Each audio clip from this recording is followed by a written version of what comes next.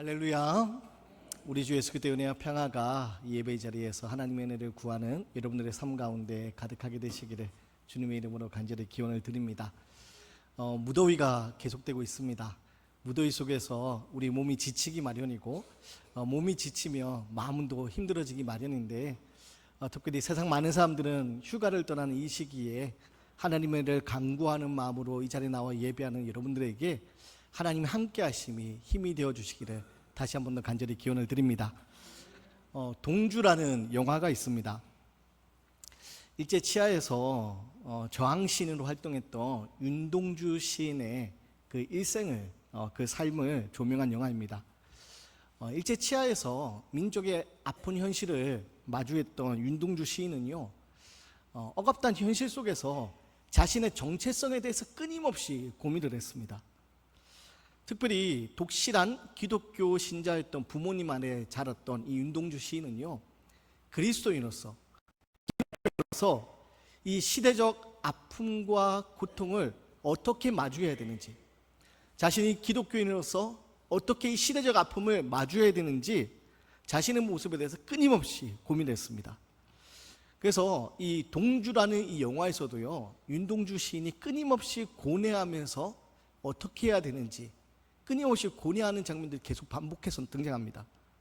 그리고 이 영화에서 큰 주제로 삼고 있는 것 중에 하나가 뭐냐면 부끄러움입니다. 부끄러움. 윤동주 시인의 시 한 편을 소개해드립니다. 쉽게 쓰여진 시라는 제목의 시인데요, 창밖에 밤비가 속살거려 육첩방은 남의 나라. 시인이란 슬픈 천명인 줄 알면서도 한 줄 시를 적어볼까. 땀내와 사랑내 포근이 풍긴 보내주신 학비 봉투를 받아 대학 노트를 끼고 늙은 교수의 강의 들으러 간다. 생각해보면 어린 때 동무들 하나 둘 죄다 잃어버리고 나는 무얼 바라. 나는 다만 홀로 침전하는 것일까. 인생은 살기 어렵다는데 시가 이렇게 쉽게 씌어지는 것은 부끄러운 일이다. 육첩방은 남의 나라. 창밖에 밤비가 속살거리는데 등불을 밝혀 어둠을 조금 내몰고 시대처럼 올 아침을 기다리는 최후의 나는 나에게 작은 손을 내밀어 눈물과 위안으로 잡는 최초의 악수. 윤동주 시인은 일제 식민지하에서 끊임없이 고민을 했습니다.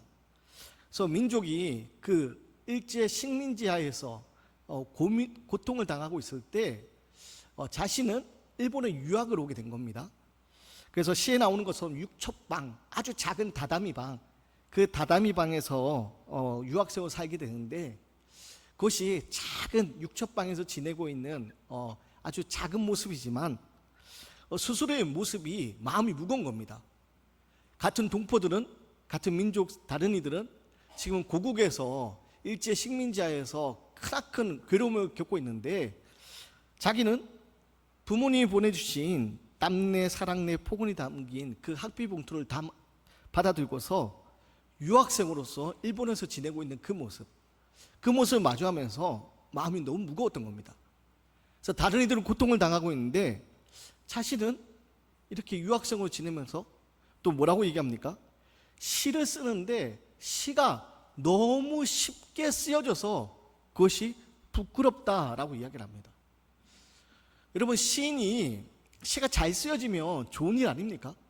근데 윤동주 시인은요, 지금 시가 너무 쉽게 쓰여지는 것이 부끄럽다. 쉽게 쓰여진 시가 너무 부끄럽다. 그렇게 고백을 합니다. 왜 부끄럽다고 고백을 했을까요? 여러분, 부끄러움이 무엇입니까? 부끄러움, 한자어로 수치란 말을 쓰는데요, 받칠 숫자에 부끄러워할 치자로 구성되어 있습니다. 근데 이 한자로 보면요, 부끄러워할 치자가 어떻게 되어 있냐면 마음 심자 한 변에 귀 이자가 붙어 있는 겁니다.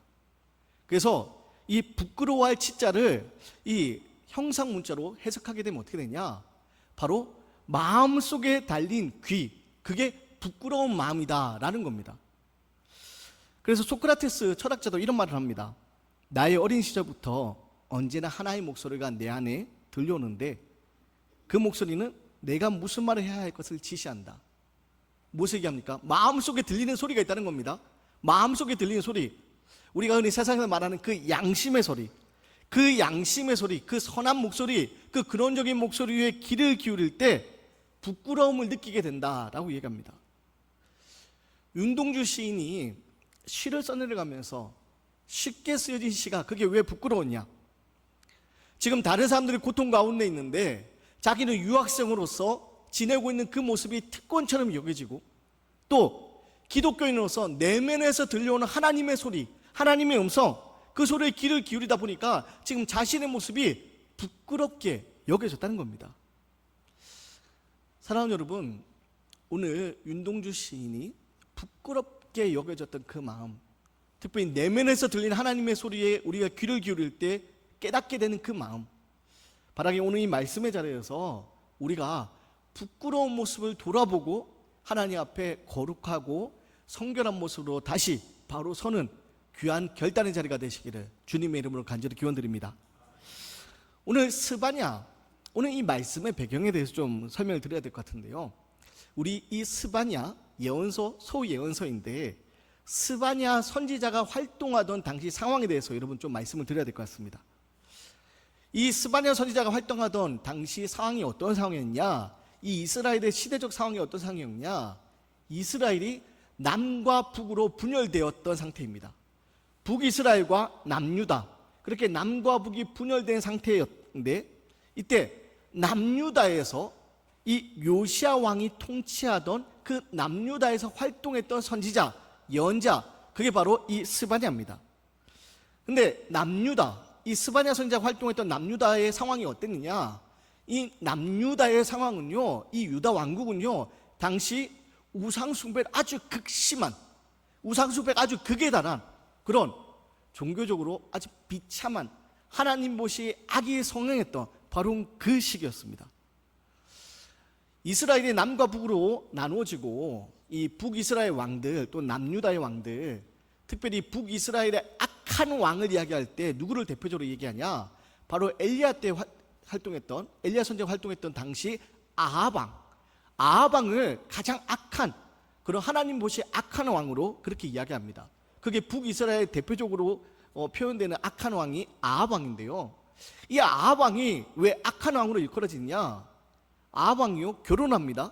근데 결혼하는데 누구랑 결혼하냐, 바로 이방민족인 이세벨이라는 여인과 결혼합니다. 이세벨이라는 여인과 결혼하게 되는데, 결혼을 하고 나서 어떤 일이 벌어지냐, 이 이세벨이요, 자기가 섬기고 있던 그 신을 같이 들고 옵니다. 그러면서 이제 북이스라엘에 어떤 일들이 벌어지냐, 바알 신과 아세라 여신을 섬기는 그 산당들이 북이스라엘 곳곳에 세워지게 됩니다. 그리고 아합 왕이 바로 이 바알 신을 섬기는 그 우상 숭배라는 일에 앞장서게 됩니다. 그게 북이스라엘 대표적인 악한 왕, 이 아합 왕인데요. 오늘 스바냐 선지자가 활동하던 시기 이 요시야 왕, 근데 이 요시야 왕 앞서에 어떤 왕이 있었냐면 바로 므낫세라는 남유다의 왕이 있었습니다. 근데 이 남유다의 므낫세 왕이 바로 이 아합 왕을 닮은 사람이었습니다. 이 므낫세라는 왕이 어떤 일을 했냐면요, 아합 왕이 행한 일들을 보면서 아합 왕이 했던 바알 신전, 아세라 신전, 그 산당들을 남유다 곳곳에 세우면서 전역에 바알 숭배, 아세라 여신을 숭배하는 그 일들을 이뤄나갑니다. 심지어 어떤 일까지 기록되어 있냐면요, 하나님께 예배해야 될 그 성전, 예루살렘 성전 뜰에 1월 성신, 다른 이방신들을 섬기는 단을 쌓으면서 제사를 지냅니다. 우상숭배를 합니다. 그뿐 아니라 성전 안에 아세라 여신의 목상, 아세라 여신의 그 모양을 담은 목상까지 세우게 됩니다.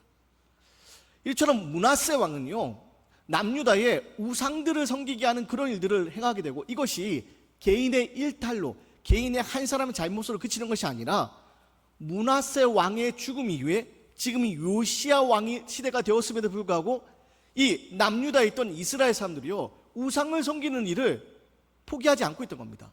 우상을 섬기는 일을 행행하고 있는 겁니다. 하나님께 예배해야 될 거룩한 이스라엘이요, 하나님께 예배하지 않습니다. 그들은요, 지금 죄악의 길을 걷고 있습니다. 우상을 섬기고 있습니다. 더 큰 문제가 뭐냐? 이들은요, 그것이 잘못된 것임을 알지 못합니다. 그래서 오늘 뭐라고 표현했냐면 수치를 모르는 사람들, 부끄러움을 모르는 사람들. 지금 이스라엘이요, 지금 남유다에 있는 이스라엘 사람들이요, 하나님 앞에 예배하지 않고 우상을 섬기고 있는데, 잘못된 일을 행하고 있는데, 그 잘못된 죄악일을 겪고 있음에도 불구하고 그것이 부끄럽지 않은 겁니다. 수치를 모르는 사람들 된 겁니다. 스바냐는요, 바로 이런 남유다의 모습을 바라보면서 하나님 아버지의 마음으로 지금 이들에게 예언의 말씀을 선포합니다. 하나님의 심판, 여호와의 날이, 진노의 날이 너희에게 곧 오게 될 것이니까 지금 부끄러움을 모르는 너희들 하나님 말씀에 귀를 기울여라. 바로 이 말씀을 선포하고 있는 겁니다. 그래서 오늘 1절 말씀인데요, 우리 1절 말씀을 같이 한번 읽어보겠습니다. 1절 말씀 함께 읽습니다. 시작. 수치를 모르는 백성아 모일지어다, 모일지어다. 여러분, 스바냐 선지자는 외치는 겁니다. 수치를 모르는 백성들아, 너희들 하나님 앞에 예배해야 돼. 거룩한 이스라엘이 하나님 앞에 예배하지 않고 있는데, 우상을 섬기고 있는데 그것이 죄인데, 죄인 것도 알지도 못하면서 부끄러움도 모르는, 수치를 모르는 자들이 되어버렸구나. 사랑하는 여러분, 부끄러움을 알아야하는데 부끄러움을 모르는, 수치를 모르는 안타까운 세대가 바로 이 이스라엘의 모습이 되었던 겁니다. 사랑하는 여러분, 우리가요, 부끄러움을 알고 수치를 알고 회개하는 삶을 살아야 되는데, 회개는요, 자신의 죄를 깨닫는 것에서부터 시작됩니다. 내가 잘못하고 있는 것을 우리가 알게 될 때, 그것을 알게 되는 순간 우리는 부끄러움을 느껴야 됩니다. 내가 이거 잘못하고 있는 거구나, 이 잘못이 드러나는 것이 우리는 부끄러움을 느껴야 됩니다. 문제는 지금 이스라엘은 그것이 잘못된 것도 알지 못할 뿐더러 잘못되었다고 이야기함에도 불구하고 그것을 부끄러워하지 않는 시대가 되어버렸습니다. 왜입니까? 그것은 그들이 자신들은 잘 살고 있다는 착각, 영적인 교만함 때문이었습니다. 유다 백성들 이스라엘이요, 우상 숭배를 하는 것에 부끄러움을 느끼지 않는 이유가 뭐냐? 그들은요, 그것이 잘 하고 있는 것이라 착각하고 있었습니다. 영적인 교만함 가운데 빠져 있었습니다. 앞서 남유다 왕의 대표적인 악한 왕이 므낫세 왕이라는 말씀을 드렸잖아요. 이 므낫세 왕이 이 유다 땅 전역에 바알과 아세라 여신을 섬기는 그 산당들을 짓고 우상들을 섬기게 하고, 그러면서 성전 안에 1월 성신에게 제사하는 단도 쌓고 또 아세라 여신의 묵상도 세우게 됐는데요, 므낫세 왕은요, 이것을 부끄러워하지 않습니다. 오히려요, 이것을 자신은 잘하고 있다고 착각하고 있었습니다. 왜냐하면 당시 가나안 사람들, 당시 가나안 고대 중동 근동에 있던 사람들, 그들이 섬기고 있던 이 여신 아세라 여신이 어떤 신이었냐? 풍요와 다산을 관장하는 신이었습니다. 가나안 사람들은요, 풍요롭게 되는 거, 또 많은 아이를 낳고 자녀를 낳는 거, 바로 이 아세라 여신의 도움이라고 생각했습니다. 근데 이 아세라 여신이 누구의 아내냐? 엘이라는, 가나안 사람들이 섬기고 있는 엘이라는 그 신의 아내였습니다. 근데 므낫세 왕이 그 모습을 보면서 무슨 생각을 했냐? 이 가나안 신도 아내가 있는데 우리 여호와 하나님도 아내가 있어야지. 그러면서 아세라 여신 묵상을 그 성전 안에 세우게 되는 겁니다. 므낫세 왕은요, 지금 잘못된 일을 행하고 있음에도 불구하고 이것이 하나님을 위한 일이라고 착각하면서 영적인 교만한 가운데 죄를 행하면서도, 죄악의 길 위에 있으면서도 그것이 잘못되었다는 걸 생각하지 못했고 부끄러워하지 못했던 겁니다. 사랑하는 여러분, 오늘 이 말씀 앞에 우리의 모습을 한번 돌아보기 원합니다. 오늘 우리는 어떻습니까? 지금 남유다 백성들, 이스라엘 사람들 우상 숭배를 하고 있음에도 그것이 잘못된 것을 알지 못하고 잘못되었다고 지금 스바냐 선지자가 외치고 있음에도 불구하고 수치를 모르는, 부끄러움을 느끼지 못하는 사람들. 근데 혹시 우리가 지금 므낫세 왕처럼, 오늘 유다 백성들처럼 하나님 앞에 잘못된 일을 행하고 있음에도 불구하고 영적인 교만함에 빠져서 그것이 잘못된 것도 알지도 못하고 그 잘못임을 알고 나서도 부끄러워하지 않는 그런 모습을 살고 있는 것은 아닙니까? 스스로 나는 괜찮다고, 나는 이 정도면 괜찮다고, 나는 잘하고 있다고 착각하면서 살고 있는 거 아닙니까? 그래, 나는 이렇게 예배 드리고 있고 나는 헌금 생활도 하고 있으니까 나는 이 정도면 괜찮아 라면서 영적인 교만한 가운데 지금 하나님이 나의 죄를 안타까워하고 계시는데 그것을 모르고 부끄러워하지 않고 있는 것은 아닙니까? 여러분, 우리 그리스도인의 삶은요, 끊임없이 하나님의 말씀 앞에 스스로를 돌아보는 삶이 되어야 됩니다. 말씀 앞에 나의 모습을 돌아보면서 나의 잘못을 부끄러워하는 삶, 그게 바로 우리의 모습이 되어야 됩니다. 누가복음 18장에 보면요, 예수님께서 바리새인과 세리의 바로 기도하는 장면에 대해서 말씀을 하십니다. 바리새인과 세리가 두 사람이 성전에 올라가서 기도합니다. 그런데 어떻게 기도합니까? 바리새인은요, 세리와 떨어져서 따로 서서 기도합니다. 그러면서 이렇게 얘기합니다. 하나님, 나는 다른 사람들, 곧 토색하고 불의하고 간음을 하는 자들과 같지 않고 이 세리와도 같지 않습니다 라면서 기도를 합니다. 반면에 세리는 어떻게 기도합니까? 세리는요, 차마 하늘을 쳐다보지 못해서 멀리 떨어져서 하늘을 감히 차마 쳐다보지 못하고 가슴을 치면서 세리는 기도합니다. 하나님, 불쌍히 여기소서. 하나님, 불쌍히 여기소서. 하나님 옆에 기도가 나왔지만 자기의 모습이 너무나도 부끄러워서 차마 하늘을 바라보지도 못하고 떨어져서 가슴을 치며 하나님, 불쌍히 여기소서. 불쌍히 여기소서. 세리는 그렇게 기도합니다. 그럼 바리새인과 이 세리의 차이점은 무엇입니까? 바리새인은요, 부끄러움을 알지 못합니다. 지금 자기가 하는 기도가 하나님 보시기에 좋은 기도로 착각하면서 지금 나는 저 세리와 같지 않다고, 토색하는 자들, 불의하는 자들, 간음하는 자들과 나는 다르다고, 나는 거룩하게 살아간다고 부끄러워하지 못하면서 그렇게 기도합니다. 반면 세리는 자신의 모습이 하나님 앞에 너무 부끄러워서 가슴을 치면서 불쌍히 여겨달라고 기도할 뿐입니다.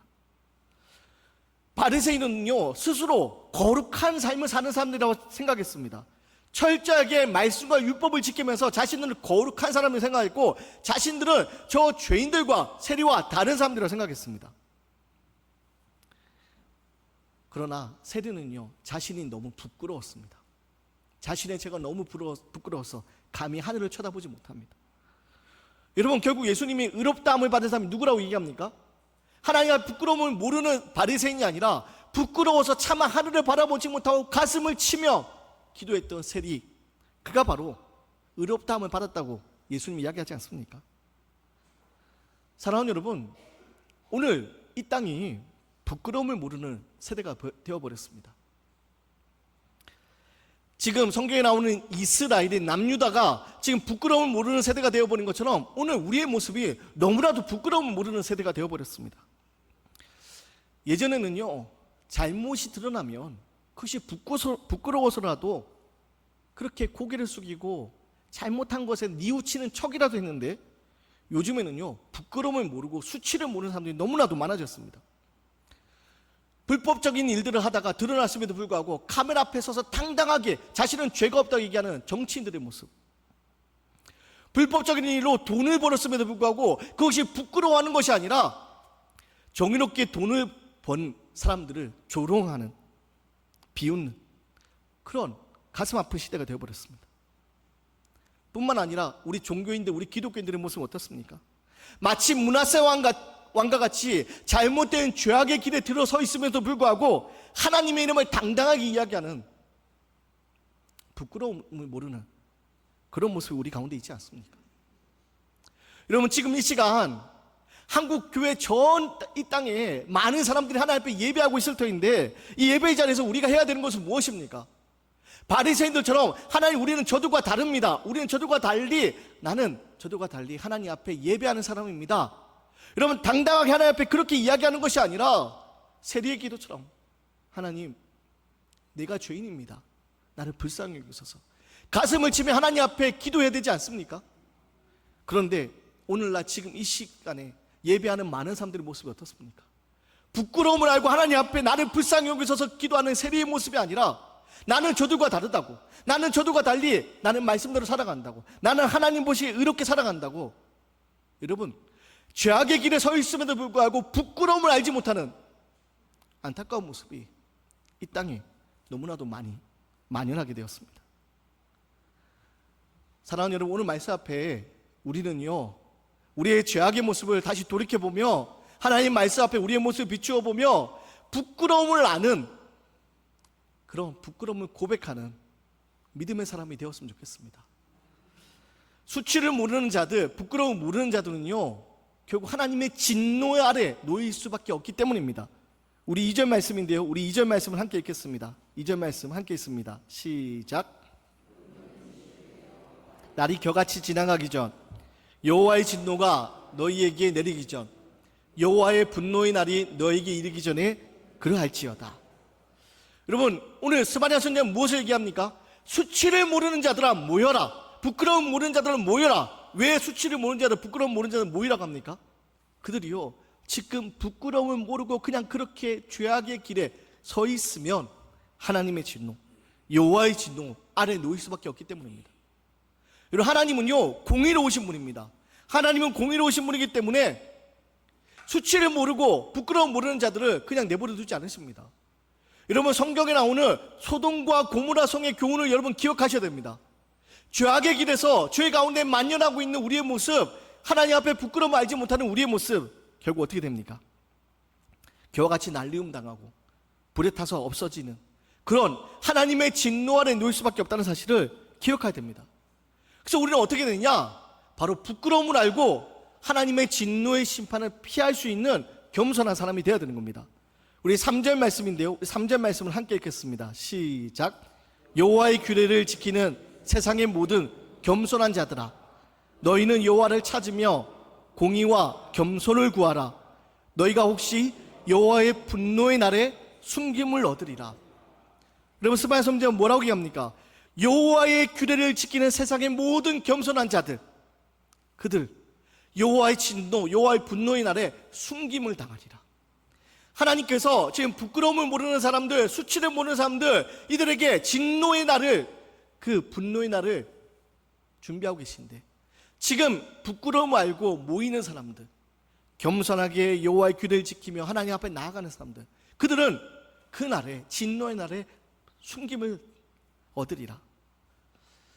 사랑하는 여러분, 부끄러움을 알지 못한 채, 수치를 알지 못한 채 죄의 길 위에서 살아가다가 여호와의 진노를 마주하는 사람이 아니라, 여러분, 우리의 부끄러운 모습을 돌아보고 하나님 앞에 또 사람들 앞에 우리의 부끄러운 모습을 고백하며 여호와의 진노의 날에 숨김을 당할 수 있는, 구원을 얻을 수 있는 저와 여러분의 모습이 되었으면 좋겠습니다.